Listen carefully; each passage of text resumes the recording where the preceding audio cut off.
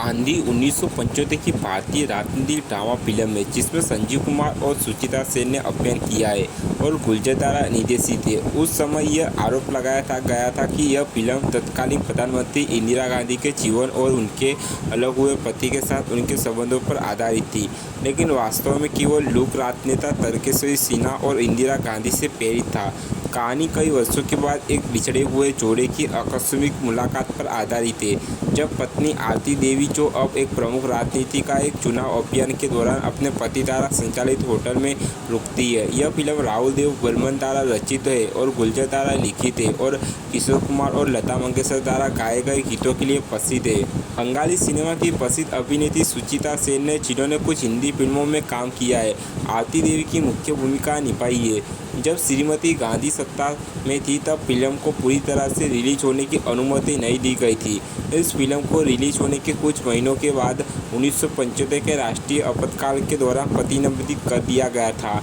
आदर्श चुनाव आचार संहिता के कथित उल्लंघन के आधार पर इस फिल्म पर प्रतिबंध लगा दिया गया था, यह दावा करते हुए कि इससे कांग्रेस पार्टी की प्रतिष्ठा को नुकसान हो सकता है। इसलिए चुनाव आयोग ने फिल्म को रिलीज होने से रोक दिया था। राष्ट्रीय आपातकाल की घोषणा के साथ ही प्रतिबंध और भी बढ़ गया था। प्रतिबंध ने तुरंत फिल्म को राष्ट्रीय विषय बना दिया था। 1977 के राष्ट्रीय चुनाव में उनकी हार के बाद सत्तारूढ़ जनता पार्टी ने इसे मंजूरी दे दी थी और इसका प्रीमियर राज्य द्वारा संचालित टेलीविजन चैनल पर किया गया था। यह सेना के करियर की एक महत्वपूर्ण फिल्म साबित हुई थी और उनकी आखिरी हिंदी फिल्म थी, क्योंकि उन्होंने 1978 में फिल्मों में पूरी तरह से संन्यासी ले लिया था। 23वें फिल्मफेयर पुरस्कार में उन्हें सर्वश्रेष्ठ अभिनेत्री के लिए फिल्मफेयर पुरस्कार के लिए नामांकित किया गया था, जबकि संजीव कुमार ने सर्वश्रेष्ठ अभिनेता का फिल्मफेयर पुरस्कार जीता था। इस फिल्म ने सर्वश्रेष्ठ फिल्म का फिल्मफेयर पुरस्कार जीता है। जेके एक होटल मैनेजर है और एक दिन वह बहादुरी से एक राजनेता की नशे में धुत बेटी आरती को बचाता है। आरती को जेके से प्यार हो जाता है और दोनों एक छोटे से समारोह में शादी कर लेते हैं।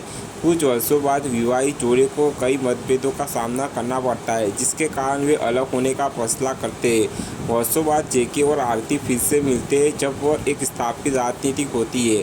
अलग होने के बावजूद दोनों को नज़दीकियाँ महसूस होती है, लेकिन इस डर से कि कहीं उनका नाम खराब ना हो जाए और उनका करियर खतरे में ना पड़ जाए, आरती आगे कदम नहीं बढ़ाना चाहती है। लेकिन आखिरकार जब विरोधी पक्ष आरती देवी को बदनाम करने का, उनका अपमान करने के लिए एक रैली आयोजित करता है तो वह पहुंचती है और जनता और मतदाताओं को समझाती है कि उन्होंने इस देश के लोगों की सेवा करने के लिए अपने पति और परिवार को छोड़ दिया है। लोग उन पर विश्वास करते हैं और उनकी वाणी तथा त्याग से बहुत प्रभावित होते हैं। जेके भी वहां पहुंचता है और उसका समर्थन करता है। वह बहुत खुश होती है और वहां से चली जाती है। वह चुनाव जीत जाती है और हमेशा खुश रहती है।